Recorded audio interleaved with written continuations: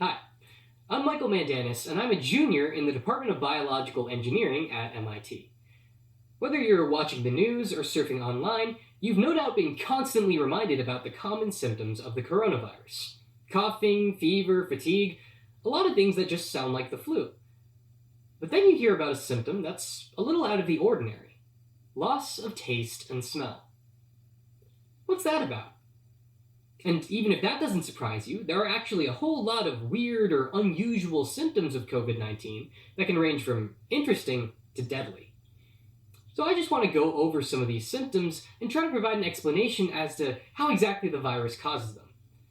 Why don't we start with some of the ones you hear the most about? Loss of taste and smell.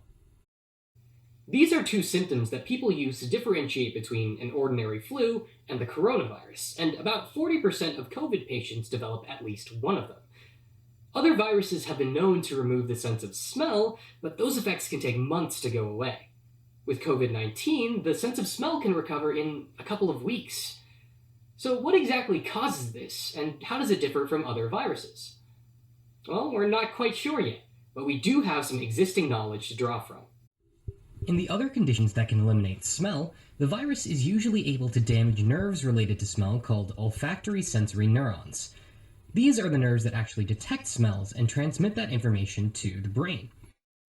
And if they're unable to function due to viral damage, no signal gets sent. Once the disease is cleared, the neurons can begin to recover, albeit slowly. Because we've seen this kind of thing before, it's feasible to believe that COVID 19 is able to get into these olfactory sensory neurons and cause a little mayhem. We know a lot about how COVID-19 is able to enter cells in general. The spike protein on the surface of the viral particle binds to a receptor called ACE2. The spike ACE2 complex then gets cleaved, and the virus is able to get in. Conversely, if a cell doesn't have ACE2 or any other similar receptors, the virus won't be able to get in. And, wouldn't you know it, olfactory sensory neurons don't express these receptors. So, let's go back to the drawing board. If COVID can't directly affect these nerves, how can it stop you from smelling or tasting? Well, maybe it can indirectly affect these nerves. A study performed on ACE2 expression in the nose found that several different types of cells actually do express ACE2 at a similar level to cells in the lung. Specifically, two classes of cells called sustentacular cells, which are heavily involved with structural support of nerves, and Bowman's gland cells, which secrete proteins to help the nerves function. Preliminary experiments in mice have found that COVID-19 can infect these cells in the nose, and that the death of Bowman's gland or sustentacular cells can induce the death of neurons in the nose. If the nerves lose their support system, the whole operation falls apart. Now, this isn't conclusive. There are lots of ways in which the sense of smell could be lost. Infection of nearby cells could cause inflammation in the nose, which could prevent the neurons from functioning without killing them. Loss of support cells could mess with the delicate chemical balance in the nerves required to send a signal to the brain in the first place. However, it's clear that the olfactory neurons themselves are not targets of the coronavirus. There are relatively fewer studies on losing the sense of taste, although there are some theories as to how this occurs based on what's known about taste receptors.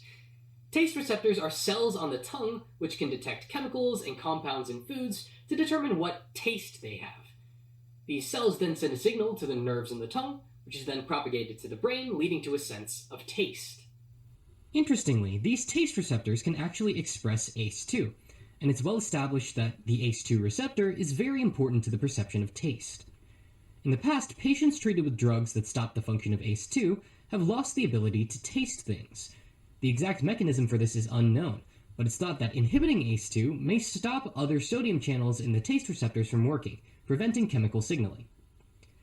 Theoretically, if COVID-19 bound to ACE2 in the mouth, that would reduce the number of receptors, leading to a similar effect as ACE2 inhibitor drugs.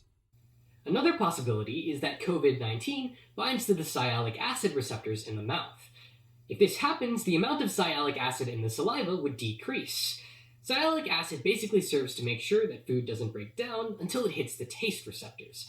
If the levels of sialic acid go down, then fewer intact food proteins can be detected by the taste receptors, and you start to feel like you can't taste anything.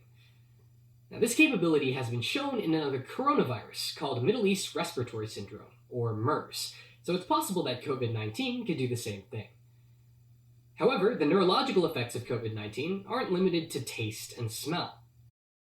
Other neuropsychiatric conditions. Although there's no conclusive evidence, some studies have found that certain patients can develop new psychological conditions after coronavirus infection. Specifically, in the UK, there have been reports of patients who have developed neuropsychiatric disorders, like psychosis, hallucination, and dementia-like symptoms. These cases are few and far between, but there has been some speculation as to possible reasons why they exist. A team of scientists has been studying the capability of COVID-19 to infect brain cells. Researchers autopsied several brains of patients who died from COVID, and were able to find coronavirus particles in certain neurons, implying that the virus can enter some of the cells of the nervous system directly. ACE2 expression in the brain is lower than in the lungs, but it seems that the low level of expression is still sufficient for some infection to occur. On top of that, the same team found that COVID-19 could infect models of the human brain called human brain organoids, and that the disease could cause significant damage to the tissues being studied. It's possible that this damage could result in the strange psychiatric conditions we've been observing, although there's no conclusive evidence either way. Additionally, it's unknown how long these effects will last, although there is some evidence from recovered patients that long-term brain or nerve damage might be possible. Now, you may have noticed that all of these effects have something in common: the ACE2 receptor. Finding other tissues in the body that highly express ACE2 can help us understand what systems the virus is directly able to infect, and one of the organ systems with the highest level of ACE2 expression is the gastrointestinal tract.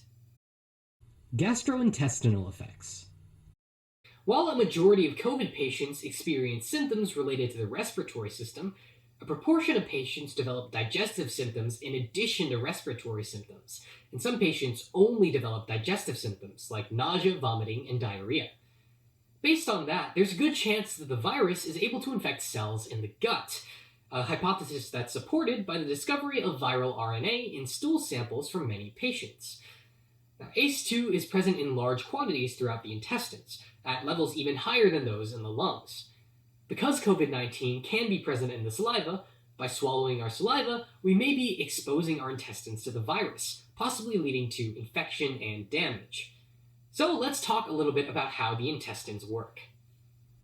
As food travels through the intestines, the small intestine being pictured here, it comes into contact with a thick layer of mucus that coats the cells lining the intestinal walls.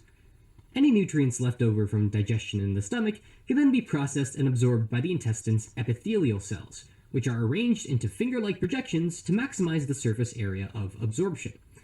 These projections are called villi, or a villus. The mucosal barrier plays an important part in absorption, allowing food particles to get to the cells for processing, but keeping microbes in the gut in check. That includes both making sure good gut bacteria stay in place and making sure bad gut bacteria stay out. This mucus is produced and maintained constantly by goblet cells.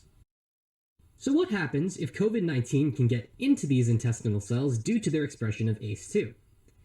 If mucus-producing cells in the gut were damaged, the integrity of the mucosal barrier would drop severely.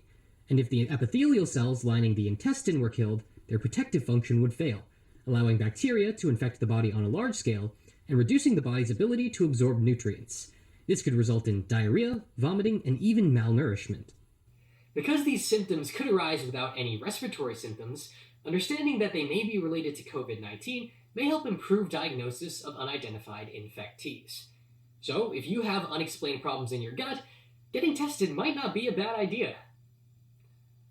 So far, the symptoms we've talked about have been a bit more on the mild side and usually resolve without any additional treatment. However, that's not the case with all of COVID's unusual symptoms. In the next video, we'll talk a bit more about some of the ones that are a bit more dangerous and could potentially even be deadly. Well, I hope you enjoyed this video. Until next time, this is Michael Mandanas.